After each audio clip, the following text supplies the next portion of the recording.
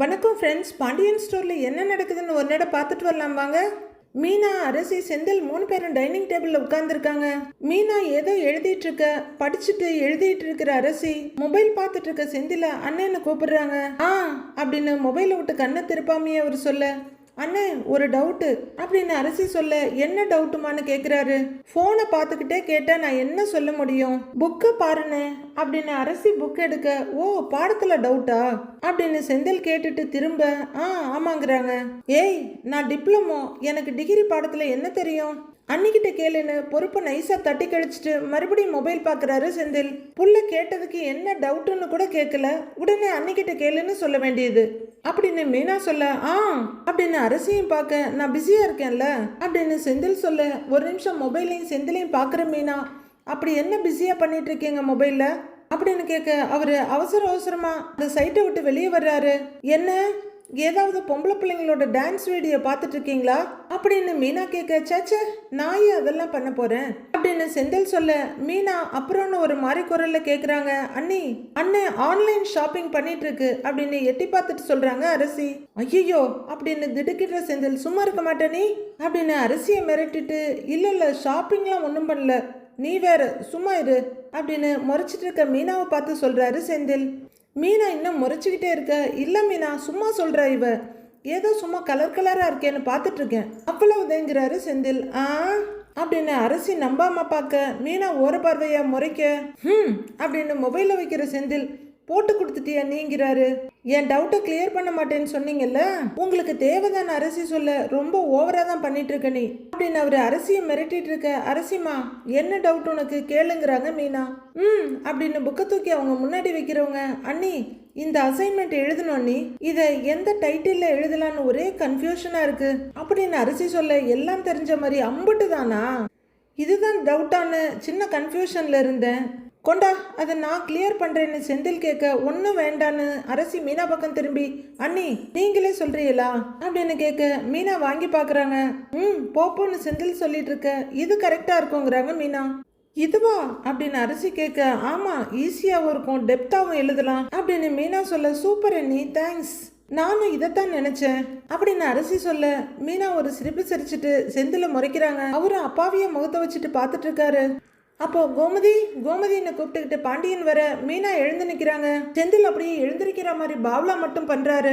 கிச்சன்ல இருக்கியான்னு வர்ற கோமதியை பார்த்து கேட்டு, மீனா உட்காருப்பாங்கிறாரு பாண்டியன். மீனா உட்கார, இந்தா எல்லாம் கரெக்டா இருக்கான்னு பாத்துக்கன்னு ஒரு ஷாப்பர் பேக் கொடுக்குறாரு. கோமதி அதை திறந்து பார்த்துட்டு அப்படின்னு உள்ளர போறாங்க. அவரும் ஒரு சேரை இழுத்து போட்டு உட்காந்துட்டு, என்னப்பா அரசி படிச்சுட்டு இருக்க போல அப்படின்னு ஆரம்பிக்க, செந்தில் அழுங்காம மொபைல பக்கத்துல வச்சிடுறாரு. ஆமாப்பா அப்படின்னு அரசி சொல்லிட்டு இருக்க, இங்க பாருப்பா நல்லா படிக்கணும், இவனை மாதிரி லஞ்சம் கிஞ்சம் கொடுத்து வேலை வாங்காம நல்லா படின்னு குத்தி காட்டுறாரு பாண்டியன். அரசி சிரிக்க எரிச்சலா பார்த்துட்டு இருக்காரு செந்தில். வச்சுட்டு வர்ற கோமதி, என்ன சீக்கிரமா வந்துட்டீங்க அப்படின்னு கேட்க, ஒன்றும் இல்லை கோமதி, பக்கத்துல ஒரு வேலையை வந்தேன், அந்த வேலை சீக்கிரம் முடிஞ்சு போச்சு, அப்படியே வீட்டுக்கு வந்துட்டு போலான்னு வந்தேன் அப்படிங்கிற பாண்டியன். கோமதி அப்புறம் வீட்டுல எவ்வளவு காசு இருக்குன்னு கேக்குறாரு. ஒரு 50 கோடி இருக்கு, அக்கவுண்ட்ல 30 கோடி இருக்கு அப்படின்னு படு நக்கலா சொல்றாங்க கோமதி. பாண்டியன் டென்ஷன் ஆயிடுறாரு. பாருப்பா எப்படி நக்கல் அடிக்கிறான்னு அப்படின்னு அரசிட்டு சொல்லிட்டு, கேட்ட கேள்விக்கு பதில் சொல்லிடி அப்படின்னு பாண்டியன் சொல்ல, நான் என்ன வேலை பார்த்தா சம்பாதிக்கிறேன், நீங்க எம்பிட்டு கொடுக்குறீங்களோ அம்பிட்டு தான் இருக்கும் அப்படின்னு கோமதி சொல்ல, அதுல ஒரு 1,00,000 ரூபா இருக்குமான்னு கேக்குறாரு பாண்டியன். எதுக்குன்னு கோமதி கேட்க, கொஞ்சம் கடைக்கு சரக்கு வாங்கி போடணும், அப்புறம் குடோன்ல கொஞ்சம் மராமத்து வேலையெல்லாம் பண்ண வேண்டி இருக்கு அப்படின்னு பாண்டியன் சொல்ல, கடுப்புல இருக்க கோமதி, அம்பட்டு பணம்லாம் நீங்க ஒன்னும் கொடுத்து வைக்கல, மொத்தமா 62,000 ரூபாய் தான் இருக்குங்கிறாங்க, அதை வேணா நான் எடுத்துட்டு வந்து கொடுக்குறேன்னு அவங்க சொல்ல, சரி விடு வேற யார்கிட்டயாவது வாங்கிக்கிறேங்கிறாரு பாண்டியன். யார்கிட்ட வாங்குவீங்கன்னு கோமதி கேட்க, ஏய் வேற யார்கிட்டயாவது வாங்கிக்கிறேன்டி விடு அப்படின்னு பாண்டியன் எழுந்திருக்க போக, மாமான்னு கூப்பிடுறாங்க மீனா. அவரு மறுபடியும் உட்காந்து என்னமான்னு கேக்குறாரு. இல்ல மாமா, லோன் அடிக்கிறது கொடுத்தீங்கல்ல 10 லட்சம் ரூபா, அந்த பணம் அப்படியே தான் மாமா இருக்கு அப்படின்னு மீனா சொல்ல, இவன் என்ன சொல்றான்னு அப்படியே ஷார்ப்பா பாக்குறாரு செந்தில். ஏன்பா இன்னும் நீ அந்த காசை வச்சு லோனை கட்டலையா அப்படின்னு பாண்டியன் கேட்க, இல்ல மாமா உடனே கட்ட முடியாது, முடிக்கிறதுக்கு கொஞ்சம் ஃபார்மாலிட்டிஸ் இருக்கு, அதுக்கு எப்படியும் ஒரு 2 வாரம் ஆகும், அது வரைக்கும் எனக்கு அந்த பணம் தேவைப்படாது, அதை நான் கொடுக்கவான்னு கேக்குறாங்க மீனா. நீங்க அந்த செலவை இதுல பாத்துக்கிறீங்களான்னு மீனா கேட்க, செந்தில் டென்ஷனு கோவமா பாத்துட்டு இருக்க பாண்டியன் சின்னதா சிரிக்கிறாரு. மாமா நான் நீங்க கொடுக்குற பணத்தை தான் கொடுக்குறேன்னு சம்பாதிக்கிற திமிர்ல பேசுறேன்னு நினைச்சிடாதீங்க, அது உங்களோட பணம் மாமா அப்படின்னு மீனா சொல்ல, இல்லப்பா இப்ப அது உன்னோட பணம். அப்பா மீனா எவ்வளவு சீக்கிரம் லோனை கட்டி முடிக்க முடியுமோ முடி, அதுதான் நல்லதுங்கிறாரு பாண்டியன். இல்லம்மாமா அது சும்மா தான் இருக்குன்னு மீனா சொல்லிட்டு இருக்க, இதோ பாருப்பா கடன்னா குடுக்கல் வாங்கல் நிறைய இருக்கும்பா, அத மாமா பார்த்து சமாளிச்சுக்கிறேன், நீ ஒன்னும் கவலைப்படாதப்பான்னு பாண்டியன் சொல்லிட்டு இருக்க. செந்தில் அப்படியே உள்ளு மேல உட்கார்ந்து இருக்க மாதிரி அன்ஈஸியா ஃபீல் பண்றாரு. நீ முதல்ல அந்த லோனை கட்டி முடிக்கிற வழியை பாருப்பான்னு அவர் சொல்லிட்டு இருக்க. மொபைல் ரிங் ஆகிற சத்தம் கேக்குது. யார் மொபைல்ப்பா அடிக்குதுன்னு பாண்டியன் கேட்க, என்னோட மொபைல் தான் அடிக்குது மாமா அப்படின்னு மீனா சொல்ல, போப்பா போய் யாருன்னு பாருன்னு சொல்றாரு அவரு. அப்படின்னு மீனா எழுந்திருக்க, உன் ஆபீஸ்ல இருந்து யாராவது போன் பண்ணி இருக்க போறாங்க அப்படின்னு பாண்டியன் சொல்ல, மீனா ரூமுக்கு போறாங்க. செந்திலும் அப்படியே நைஸா எழுந்திருச்சு பின்னாடியே போறாரு. பாத்தியா கோமதி அந்த புள்ளைய, லோன் கட்ட கொடுத்த காசுல இருந்து கடைசெலவை பாத்துக்கங்கன்னு சொல்லுது. எவ்வளவு நல்ல பிள்ளையா இருக்குன்னு பாருங்கிறாரு பாண்டியன். ஆமா ஆமா ஆமா ஆமா உங்களுக்கு என்ன தவிர எல்லாரும் நல்லவங்களா தான் இருப்பாங்க அப்படின்னு மூஞ்சி தூக்கி வச்சுக்கிட்டே சொல்றாங்க கோமதி. கோமதி முகத்தை ஒரு வெட்டு வெட்டிட்டு உள்ளர போயிட்ட. ஏன்பா அரசி என்னாச்சு உன் அம்மாவுக்கு அப்படின்னு பாண்டியன் கேட்க, எனக்கு என்ன தெரியும், உங்க ஒய்ஃப் தானே நீங்களே கேட்டுக்கோங்க அப்படின்னு அரசி சிரிச்சுக்கிட்டே சொல்ல, அது சரி உங்க அம்மா கிட்ட கேட்டவுன்னு அப்படியே தேங்காய் உடைச்ச மாதிரி சொல்லிடுவாளாக்கும் அப்படின்னு பாண்டியன் சிரிக்க, அரசி அதை பார்த்து கலகலன்னு சிரிக்கிறாங்க. சரி சரிப்பா நீ படி அப்படின்னு பாண்டியன் எழுந்திருக்க, சரிப்பாங்கிறாங்க அரசி. அவர் எழுந்து அவங்க ரூமுக்கு போயிட்டு மீனா மொபைல் எடுத்துட்டு வர்றாங்க. மொபைலை அன்லாக் பண்ணிட்டு, ஏங்க என்னங்க நீங்க தான் எனக்கு கால் பண்ணீங்களா அப்படின்னு கேட்க, பக்கத்துல வந்து நிக்கிற செந்தில் வெறப்பா ஆமாங்கிறாரு. எதுக்குன்னு மீனா கேட்க, உன்னை உள்ளர வர வைக்கதான் அப்படின்னு செந்தில் சொல்ல, மீனா தகச்சு போய் பாக்குறாங்க.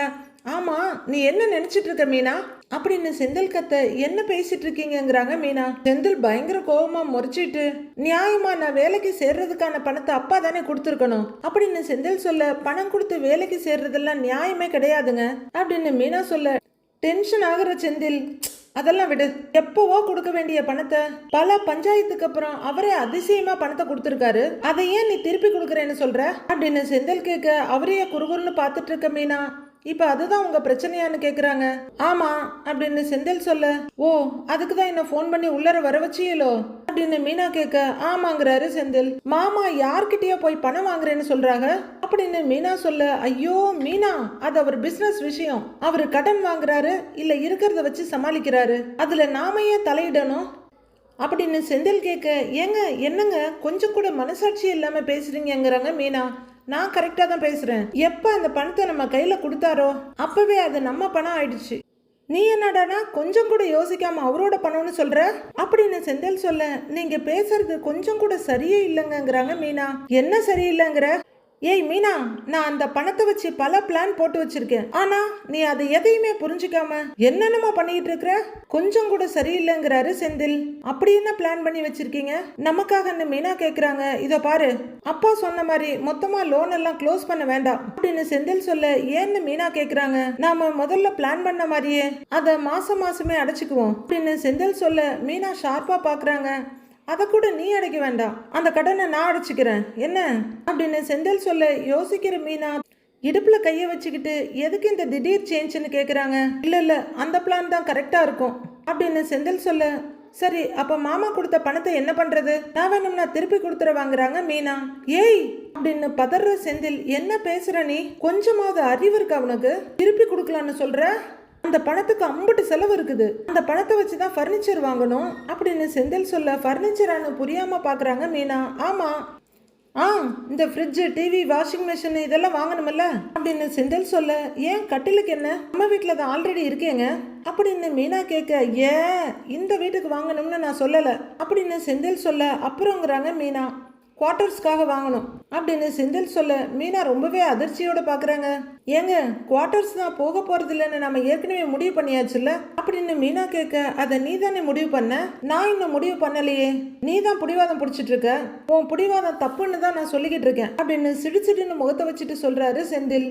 எனக்கு இங்க இருக்கதாங்க பிடிச்சிருக்கு அப்படின்னு மீனா சொல்ல, ஏய் அப்படி என்னதான் இருக்கு உனக்கு இந்த வீட்டுல அப்படின்னு செந்தில் கேட்க, இங்க மனுஷங்க இருக்காங்க அப்படின்னு மீனா சொல்ல, அப்ப மத்த இடத்துல எல்லாம் பேசுறா பாரு. எல்லா வீட்லயும் கல்யாணம் ஆன உடனே பொண்ணுங்கெல்லாம் தனி குடித்தனம் போகணும்னு ஆசைப்படுவாங்க. உனக்கு அம்பட்டு பெரிய வாய்ப்பு வந்தும் கூட நீ அதை வேணான்னு ஒதுக்குற அப்படின்னு செந்தில் எரிச்சலா கேட்க, சலிச்சு போற மீனா, ஏங்க இந்த பேச்சை விடுங்கங்கிறாங்க. விட முடியாது. ஏண்டி ஆபீஸுக்கு போய் அம்பட்டு வேலை பார்த்துட்டு வர, வீட்டுக்கு வந்தும் அம்பட்டு வேலையை பாக்குற, சமையல் வேலை, கிளீன் பண்ற வேலைன்னு எல்லா வேலையும் தானே பாக்குற, இதெல்லாம் தேவையா உனக்குங்கிறாரு செந்தில். ஏதோ அர்ப்பனுக்கு வாழ் வந்த அர்த்தராத்திரில கொடைப்பிடிப்பான்னு சொல்ற மாதிரி செந்திலோட அட்ராசிட்டிஸ் தாங்க முடியல. ஏதோ மொத்த வேலையை நானே பார்த்துட்டு இருக்க மாதிரி சொல்றீங்க. வீட்டு வேலையை முழுக்க முழுக்க அத்தை தான் பார்த்துட்டு இருக்காங்க. நான் அவங்களுக்கு சப்போர்ட் தான் பண்றேன். அம்புட்டுதாங்கிறாங்க மீனா. அதையும் நான் பண்ணலன்னா கூட இந்த வீட்டுல யாரும் என்னை எதுவும் கேட்க போறது கிடையாது அப்படின்னு மீனா சொல்ல, பெருமூச்சு விடுற செந்தில், இந்த வீட்டுல எனக்கு சுதந்திரமே இல்ல, என் இஷ்டத்துக்கு எதுவுமே பண்ண முடியாது மீனா அப்படின்னு செந்தில் சொல்றாரு. ஏன் ஒரு நாளைக்கு 10 குட்டிக்கரணம் போடணுமா அவரு? மீனாவை ஆச்சரியப்பட்டு, அப்படிலாம் ஒண்ணும் இல்லையே, நான் எல்லாம் என் இஷ்டத்துக்கு தான் இந்த வீட்டுல பண்ணிட்டு இருக்கேங்கிறாங்க.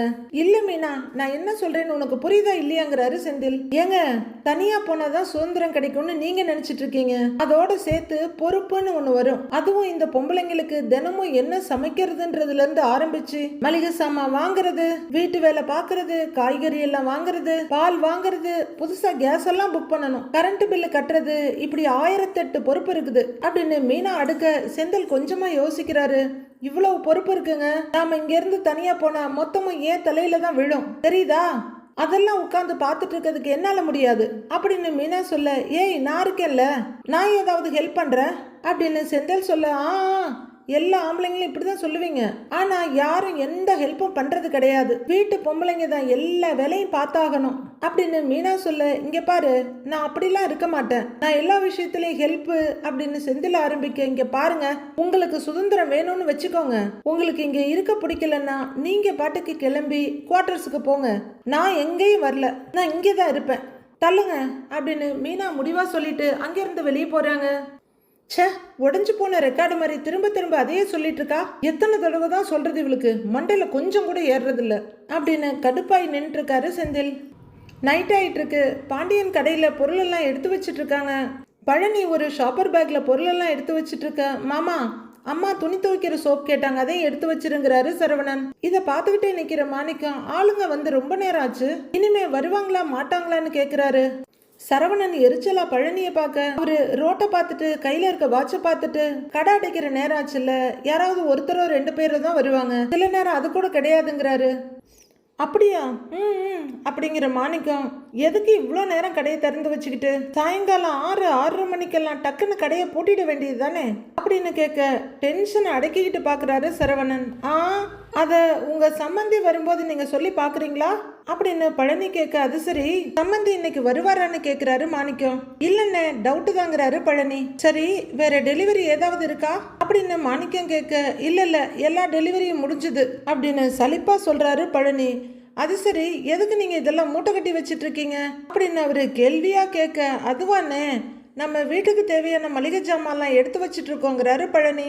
ஓஹோ அப்படின்னு அவர் பார்த்துட்டு இருக்க டென்ஷன் ஆகுற சரவணன், மாமா எடுத்து வை மாமாங்கிறாரு. வேற என்னன்னு பழனி கேட்க, மாமா கடுகு மஞ்சத்தூள் கேட்டாங்க மாமா அப்படின்னு சரவணன் சொல்ல, அதெல்லாம் கொஞ்சம் கீழே எடுத்து வச்சிருக்கேன் பாரு, அதையும் சேர்த்து எடுத்துக்க அப்படின்னு பழனி சொல்லிட்டு இருக்க, மாணிக்கம் அங்கிருந்து நகர்ந்து போய் ஏதோ பண்ணிட்டு இருக்காரு. 2 பேரும் என்ன பண்றாருன்னு பார்த்துட்டு இருக்காங்க. சரவணனுக்கு சலிப்பா இருக்கு. உச்சி கொட்டிட்டு நீ எடுத்து வை மாமான்னு சொல்ல, பழனி அவர் என்ன பண்றாருன்னு பார்த்துக்கிட்டே எடுத்து வச்சிட்டு இருக்காரு. ஒரு பெரிய சாக்கு போய் எடுத்துட்டு வர்ற மயிலோட அப்பா அதை விரிச்சு மடிச்சுக்கிட்டு இருக்காரு.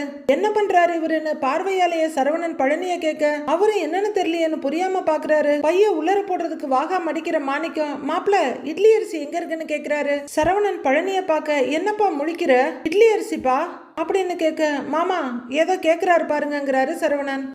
அதோ அந்த கருப்பு மூட்டை இருக்குல்லன்னு அதுதாங்கிறாரு பழனி. இதுவா அப்படின்னு மாணிக்கம் கேட்க, ஆமான்னு பழனி தலையாட்ட, சரி அப்படிங்கிற மாணிக்கம் ஒரு கவரோட அரிசியை தூக்கி உள்ளர போடுறாரு. அப்புறம் மாப்பிள கடுகு எங்க இருக்கு, கடுகு மாப்பிள கடுகு அப்படின்னு அவரு கேட்க, புரியாம குழப்பமா சரவணன் இவரை பாக்குறாரு. இவரும் குழப்பமாவே பாத்துக்கிட்டு இருக்க, சரி நானே தேடி எடுத்துக்கிறேன் அப்படிங்கிற மாணிக்கம், கொஞ்சம் தள்ளுங்க மாப்பிள அப்படின்னு சரவணனை நகர்த்தி விட்டுட்டு பாக்கெட்டா எடுத்துட்டு இருக்காரு. கடுகு கேட்டுட்டு பருப்பு எடுக்கிறாரு அப்படின்னு திகைச்சு போய் பாக்குறாரு பழனி. சரவணனுக்கும் ஒன்னும் புரியல. இங்க என்ன நடக்குதுன்னு ஒன்னும் புரியலையே அப்படின்னு பழனி சொல்லிக்கிட்டே பார்த்துட்டு இருக்க. பாக்கெட்டா கொண்டு வந்து தாக்கு பையில போட்டுட்டு இருக்காரு மாணிக்கம். என்ன எப்படி ஜாமானெல்லாம் வேக வேகமா பேக் பண்ணணும்னு பிராக்டிஸ் பண்ணிட்டு இருக்கீங்களா அப்படின்னு பழனி கேட்க, அப்படின்னு அடுத்த பொருளை பாக்குறாரு. அதுக்கெல்லாம் உங்களுக்கு அவசியமே இல்லை, கொஞ்ச நாள்ல உங்களுக்கு தானாவே பழகிடுங்கிறாரு பழனி. சிரிக்கிற மாணிக்கம், என்ன தம்பி நீ வேற காமெடி எல்லாம் பண்ணிக்கிட்டு, நீங்க உங்க வீட்டுக்கு மளிகை பொருள்லாம் கட்டுற மாதிரி நான் எங்க வீட்டுக்கு மளிகை பொருள்லாம் கட்டிட்டு இருக்கேன் அப்படின்னு மாணிக்கம் சொல்லிட்டு இருக்க. அப்படியே அதிர்ந்து போய் பாக்குறாரு பழனி. இவன் என்ன லூசா இல்ல லூஸ் மாதிரி நடிக்கிறானு பயங்கர அதிர்ச்சியோட பாக்குறாரு சரவணன். என்னது அப்படின்னு பழனி அதிர்ச்சியோட சொல்லிட்டு இருக்க. இந்த மாசத்துக்கு மளிகை சாமான் வாங்கணும்னு காலையிலேயே பாக்கியம் என்கிட்ட சொல்லிட்டு இருந்தா. என்ன நான் தான் அதை மறந்துட்டேன். இப்ப நீங்க எடுத்து வைக்கிறத பார்த்த உடனே டக்குன்னு எனக்கும் ஞாபகம் வந்துருச்சு அப்படிங்கிற மாணிக்கம் வேற என்னமோ சொன்னாலே அப்படின்னு அங்க இருக்க பொருளை தேடிக்கிட்டு இருக்காரு. ஏமாப்ல என்ன சொல்றதுன்னு பழனி கேட்க, என்னமாமா இதெல்லாம் அப்படின்னு சரவணன் கேட்டுட்டு இருக்க. பொருள்களை எடுத்துட்டு வந்து அந்த சாக்கு பையில போட்டுக்கிட்டே இருக்காரு மாணிக்கம். சரின்னு உங்களுக்கு என்ன வேணுமோ அதை எடுத்துக்கிடுங்க. ஆனா என்னென்ன எடுத்திருக்கீங்களோ அதெல்லாம் மறக்காம ஒரு லிஸ்ட போட்டு எழுதி வச்சிருங்க, இல்லன்னா நமக்கு கணக்கு பார்க்கும்போது இடிக்கும்ல அப்படின்னு பழனி சொல்லிட்டு இருக்க. அதெல்லாம் கண்டுக்கவே இல்லை மாணிக்கம். என்னமாமா இதெல்லாம்னு சரவணன் கேட்டுட்டு நிக்க. ஐயோ இந்த பிஸ்கட் வேணும்னு கேட்டாலே அதை கொஞ்சம் எடுத்து கொடுங்களேன், ஒரு பொருளை மறந்தாலும் திட்டுவா அப்படின்னு ரொம்ப பொறுப்பா மாணிக்கம் சொல்லிட்டு இருக்க. பழனி ஒரு பிஸ்கட் பாக்கெட் எடுத்து கொடுக்குறாரு.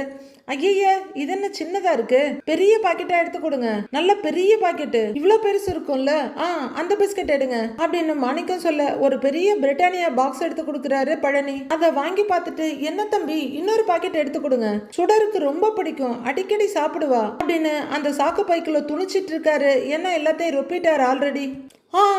அப்படின்னு பிரமிப்போட இன்னொரு பாக்கெட் எடுக்கிறாரு பழனி. அவரு நீட்ட அதையும் வெடுக்குன்னு வாங்கிக்கிறாரு. சரி அப்படின்னு அதை உள்ளர வைக்க, டேய் இவரு என்னடா நான் சொல்றத காதுலயே வாங்கிக்க மாட்டேங்கிறாரு அப்படின்னு பழனி வருத்தத்தோடு சொல்றாரு. மாமா கணக்குல எழுதுனா சரியா போச்சா, காசு யார் கொடுக்கறது, நீ பாட்டுக்கு சொல்லிக்கிட்டு இருக்க அப்படின்னு சரவணன் சொல்ல, உன் மாமனார் கிட்ட போய் எப்படி காசு வாங்குறது அப்படின்னு பழனி கேட்டுட்டு இருக்க. மாணிக்கம் பேக்கிங்ல மும்முரமா இருக்காரு. சோ மாமா உனக்கே நல்லா தெரியும்ல இந்த விஷயம்லாம் அப்பாவுக்கு பிடிக்காதுங்கிறாரு சரவணன். அவர்கிட்ட சொல்லிக்கலாம் விடு அப்படின்னு ஒரு இயலாமையோட சொல்றாரு பழனி. எப்ப மாமா என்ன பழக்கம் மாமா இதெல்லாம் அப்படின்னு சரவணன் கோவத்துல கொந்தளிச்சிட்டு இருக்க. என்னடா பண்றது, அவருக்கு என்ன பண்ணணும் என்ன பண்ணக்கூடாதுன்னு எதுவுமே தெரியலையே அப்படின்னு பழனி சொல்லிட்டு இருக்க. அந்த பெரிய சாக்க கொஞ்சம் கொஞ்சமா ரொப்பி முடிக்கிறாரு. இதுக்குதான் மாமா படிச்சு சொன்னேன் இவர் இங்க வேலைக்கு சேர்க்க வேணான்ட்டு, யாராவது என் பேச்ச கேட்டீங்களாங்கிறாரு சரவணன். டேய் அவர் உனக்கு மாமனாருடா. ஆமா அவர் வந்ததுல இருந்து நீயே ஒரு மாதிரி சிடுசிடுன்னு இருக்க அப்படின்னு பழனி கேட்க. நைஸா பார்வை அவங்க பக்கமா ஓட்டுறாரு மாணிக்கம். இங்க பாரு மாமா இதெல்லாம் சுத்தமா செட் ஆகாது, கண்டிப்பா ஏதாவது பிரச்சனை வரும், அப்பாவும் இதை புரிஞ்சுக்க மாட்டேங்கிறாரு தோ அப்படின்னு ஏதோ சொல்ல வந்துட்டு கண்ட்ரோல் பண்ணிக்கிட்டு இவரும் புரிஞ்சுக்க மாட்டேங்கிறாரு அப்படின்னு சரவணன் சொல்லிட்டு இருக்க. அவரு விட்டா மொத்த கடையும் பேக் பண்ணிடுவாரு போல. பைக்குள்ள எல்லாத்தையும் அள்ளி போட்டவரு கையில பிடிக்கிறதுக்கு மட்டும் கொஞ்சம் இடத்த வச்சுக்கிட்டு, சரி தம்பி சரி மாப்பிள்ள அப்ப நான் கிளம்புறேன் அப்படின்னு சொல்ல. அண்ணே என்னென்ன எடுத்தீங்கன்னு எழுதி வைக்க சொன்னனே எழுதவே இல்லையேங்கிறாரு பழனி. நம்ம கடை தம்பி, இங்க இருந்து எடுக்கிறதுக்கு நாம எதுக்கு எழுதணும், அதான் பாக்குறேங்கிறாரு மாணிக்கம். அது இல்லைன்னு பழனி சொல்லிட்டு இருக்க. தம்பி அப்புறம் சம்மந்திக்கு தெரிஞ்சா சத்தம் போட மாட்டாரா அப்படின்னு மாணிக்கம் கேட்க. அண்ணே நாங்க வீட்டுக்கு எடுக்கிற பொருளை லிஸ்ட் எழுதி வைக்க தான் செய்வோம், அதே மாதிரி நீங்களும் பழனி சொல்லிட்டு இருக்க. இதோ பாருங்க தம்பி, நீங்க எழுதுறது வேற நான் எழுதுறது வேற, உங்களுக்கு சொன்னா புரியாது, சம்மந்தி கிட்ட நான் பேசிக்கிறேன் அப்படின்னு மாணிக்கம் சொல்ல. ரெண்டு பேரும் திகைச்சு போய் நிக்கிறாங்க. அவரு அந்த மூட்டையை தூக்க முடியாம லேசா இழுத்து பாக்குறாரு, அசையல. அண்ணே அது வந்துன்னு பழனி சொல்ல. தம்பி நீ இருப்பா அப்படிங்கிற மாணிக்கம். ஆட்டோ நில்லுப்பா, இதோ நான் வந்துட்டேன் கிளம்புறேன் தம்பி. சரி நாளைக்கு பார்க்கலாம் வரேன் மாப்ள அப்படின்னு 50 கிலோ சைஸுக்கு இருக்க மூட்டைய அசால்ட்டா தூக்கி தோல்ல வச்சுட்டு கிளம்புறாரு மாணிக்கம். அண்ணே அப்படின்னு ரொம்பவே தவிச்சு போய் மண்டையை பிச்சுக்கிறாரு பழனி. ஆட்டோ நில்லுங்கண்ணே இதோ வந்துட்டேன் என்ன கணம் கணக்குது அப்படின்னு சொல்லிக்கிட்டு மூட்டையை தூக்கிட்டு போயிட்டு இருக்காரு மாணிக்கம். சரவணன் பட்டுன்னு நெத்தியில் அடிச்சுக்கிறாரு. அப்பா கேட்டா என்ன பதில் சொல்லுவீங்க, நீயே சொல்லிக்க அப்படின்னு சரவணன் சொல்ல. பாவம் பழனி தவிக்கிறாரு. டிராவல்ஸ் ஆஃபீஸில் ராஜி எல்லாத்தையும் எடுத்து வச்சிட்டு இருக்க. ராஜி நான் ஷட் டவுன் பண்ணிட்டேன் கிளம்பலாமான்னு கேட்க. கிளம்பலாம் அப்படின்னு ராஜி பேக்கை கையில் எடுத்துக்கிறாங்க. கதிரும் சேரை விட்டு எந்திரிக்க அவரோட மொபைல் ரிங் ஆகுது. எடுத்துட்டு ஹலோ சார் சொல்லுங்க. ஆமாம் பாண்டியன் டிராவல்ஸ் தான். அப்படியா? எப்போ? ஒரு 5 மினிட்ஸ் கொடுங்க சார், நானே கூப்பிடுறேன். அப்படின்னு காதுல இருந்து ஃபோன் எடுக்க யாரு ஃபோன்லன்னு கேட்குறாங்க ராஜி. ஒரு புது கஸ்டமரு உடனடியாக திருச்சிக்கு போக கார் வேணுமா அப்படின்னு கதிர் சொல்ல திரும்பி பார்க்குற ராஜி மறுபடியும் கதிர்கிட்ட திரும்பி நம்ம கிட்ட கார் இருக்கு ஆனால் டிரைவர் இல்லையே அப்படின்னு சொல்ல, அதுதான் நானும் ஒரு 5 மினிட்ஸில் கூப்பிடுறேன்னு சொல்லியிருக்கேன். தெரிஞ்ச டிரைவர் யாராவது ஃப்ரீயாக இருக்காங்களான்னு கேட்டு பார்க்குறேன் அப்படின்னு கதிர் வெளியே போய் பார்த்துட்டு 2-3 ஃபோன் பண்ணிட்டு தெரிஞ்ச டிரைவர்ஸ் யாருமே இப்போ அவைலபிளாக இல்லை அப்படின்னு கதிர் சொல்ல, அப்போ நீ அவர்கிட்ட சொல்லிடுங்கிறாங்க ராஜி. நம்மளை நம்பி ஃபோன் பண்ணியிருக்காங்க, எப்படி முடியாதுன்னு சொல்ல முடியுங்கிறாரு கதிர். அதான் டிரைவர் இல்லையே, நாம என்ன பண்ண முடியும் அப்படின்னு ராஜு கேட்க, அதான் நான் இருக்கேன் இல்லைங்கிறாரு கதிர். ராஜு அழுத்தமா ஒரு பார்வை பார்த்துட்டு, நீ இப்போ டிரைவர் இல்லப்பா, ஓனர் அப்படின்னு ராஜு சொல்ல, அதனால என்ன, வண்டி ஓட்டக்கூடாதுன்னு ஏதாவது இருக்கா என்ன, நான் போயிட்டு வந்துட்டுமான்னு கதிர் கேட்கிறாரு. வேண்டாம்பான்னு ராஜு சொல்ல, ஏன் அப்படின்னு கதிர் கேட்கிறாரு. காலையில இருந்து அம்புட்டு வேலை பார்த்துருக்குற, போதாததுக்கு நாளை காலையில நீ மறுபடியும் கிளம்பி டிராவல்ஸுக்கு வரணும், இடையில இருக்க கொஞ்ச நேரத்தையும் ரெஸ்ட் எடுக்கிறத விட்டுட்டு வண்டி ஓட்டுவியான்னு கேட்குறாங்க ராஜி. நாம இப்பதான் பிசினஸே ஆரம்பிச்சிருக்கோம், வர்ற ஒவ்வொரு கஸ்டமரும் நமக்கு முக்கியம் அப்படின்னு கதிர் சொல்ல, எல்லாத்த விட ஹெல்த் ரொம்ப முக்கியம் இல்ல அப்படின்னு ராஜு சொல்ல, கதிர் யோசனையா நிக்கிறாரு. அவரு கால் பண்ணி, ஹலோ சார், நான் கதிர் பேசுறேன் பாண்டியன் டிராவல்ஸ்ல இருந்து. சார், இப்ப நம்ம டிராவல்ஸ்ல யாரும் ஃப்ரீயா இல்ல, அதனால வேற ஒரு டிராவல்ஸ்ல உங்களுக்கு கார் ஏற்பாடு பண்ணட்டுமா? நல்ல டிராவல்ஸ் தான், எனக்கு தெரிஞ்ச டிராவல்ஸ் தாங்க சார். ஓகேங்க சார், ஓகே அப்படின்னு போனை வைக்கிறாரு கதிர். ராஜி ஆர்வமா கதிர் முகத்தையே பார்த்துக்கிட்டு இருக்க ஒருத்தங்களுக்கு வாய்ஸ் மெசேஜ் போடுறாரு. அண்ணே, நான் உங்களுக்கு ஒரு நம்பர் அனுப்பியிருக்கேன், அந்த நம்பர்ல ஒருத்தருக்கு கார் தேவையா, அனுப்பி வைக்கிறீங்களா அப்படின்னு மெசேஜ் அனுப்புறாரு. ஆமா, யாருக்கு வாய்ஸ் நோட் அப்படின்னு ராஜு கேட்க, நான் முன்னாடி வேலை செஞ்சுட்டு இருந்த டிராவல்ஸ்க்கு அப்படின்னு கதிர் சொல்ல, அப்படின்னு பாக்குறாங்க ராஜி. இதையாவது செய்யலாமா இல்ல செய்யக்கூடாதா அப்படின்னு கதிர் கேட்க சிரிக்கிற ராஜி, செய்யலாம் அப்படிங்கிறவங்க கதிரை கொஞ்சம் ஆழமா பார்க்க, ஏய் என்ன ஒரு மாதிரியா பாக்குற அப்படின்னு கதிர் கேட்க, ஒன்னும் இல்ல, எனக்கு ஒரு ஹெல்ப் பண்றியான்னு கேக்குறாங்க ராஜி. என்ன ஹெல்ப்னு கதிர் கேட்க, எனக்கு டிரைவிங் சொல்லி தரியாங்கிறாங்க ராஜி. எதுக்குன்னு கதிர் கேட்க, வேற எதுக்குன்னு கேட்பேன், இப்ப டிரைவர் இல்லாத சிச்சுவேஷன் ஒன்று வந்துச்சுல்ல, அதே மாதிரி சிச்சுவேஷன் மறுபடியும் வரக்கூடாதுங்கிறதுக்காக தான் அப்படின்னு ராஜு சொல்ல, புரியல அப்படின்னு குழம்பி போய் பாக்குறாரு கதிர். டிரைவர் இல்லாத நேரத்துல நான் வண்டி ஓட்டுறேன்னு சொல்றேன்னு ராஜு சொல்ல, டென்ஷன் ஆகுற கதிர் பேசாம இரு சொல்லிட்டேங்கிறாரு. ஹலோ ஹலோ ஹலோ அப்படின்னு ராஜு கூப்பிட, பேசாம இருன்னு சொன்னேன், நாளையில இருந்து நீ ஒன்னும் டிராவல்ஸ்க்கெல்லாம் வர வேண்டாம், ஒழுங்கா வீட்லயே உட்காந்து படி அப்படின்னு கதிர் ராஜு இங்க வர்றதுக்கும் ஆப்பு வைக்கிறாரு. ராஜு பேக்ல இருந்து நோட் எடுத்து, இதெல்லாம் என்னன்னு தெரியுதா, நீ வாங்கி கொடுத்த புக்ஸ், போற வர்ற இடத்துக்கு எல்லாம் இதை எடுத்துட்டு போயிட்டு இருக்கேன், இதை வச்சு நேரம் கிடைக்கும் போதெல்லாம் கூட படிச்சுக்கிட்டு தான் இருக்கேன் அப்படின்னு ராஜு சொல்ல, உன் நல்லதுக்கு தான் நான் இதெல்லாம் சொல்றேன் அப்படின்னு கதிர் சொல்ல, நான் டிராவல்ஸ் வர்றது உனக்கு பிடிக்கல, அதனால தானே இதெல்லாம் சொல்லிட்டு இருக்க அப்படின்னு ராஜு புரிஞ்சிக்காம சண்டைக்கு ரெடியாக, அப்படிலாம் இல்ல அப்படின்னு கதிர் சொல்ல, அப்ப நான் டிராவல்ஸ் வர்றது உனக்கு பிடிச்சிருக்கு அப்படின்னு ரொம்ப ஆர்வமா கேக்குறாங்க ராஜி. அப்படியே சொல்லலையேன்னு கதிர் சொல்ல, ஏதாவது ஒரு பக்கம் நில்லுப்பா அப்படின்னு ராஜு கேட்க, நீ வர்றது எனக்கு பிடிச்சிருக்குதான் அப்படின்னு கதிர் சொல்லிட்டு இருக்கும் போதே அதுக்கு மேல ஏதாவது சொல்லிட போறாருன்னு அம்பிட்டுதான், இனிமே பேசுறதுக்கு எதுவுமே இல்லை, என் படிப்பை நான் பாத்துக்கிறேன் அப்படின்னு ராஜு சொல்ல, கதிர் ஒரு புரியாத பார்வை பார்த்துக்கிட்டு இருக்காரு. நம்மளே மாதிரியே அந்த பார்வையோட அர்த்தம் ராஜுக்கும் புரியல போல இருக்கு. அவங்களும் கதிரோட முகத்தையே பார்த்துக்கிட்டு இருக்காங்க. ஆனா பேக்ரவுண்ட்ல ஒரு மெலோடி ஓடிட்டு இருக்க, ஒருவேளை கதிர் ரொமான்டிக்கா யோசிச்சுட்டு இருக்காரோன்னு தோணுது நமக்கு. பொறுத்திருந்து பார்க்கலாம் ஃப்ரெண்ட்ஸ், மண்டே பார்க்கலாம். Have a great weekend. Thank you.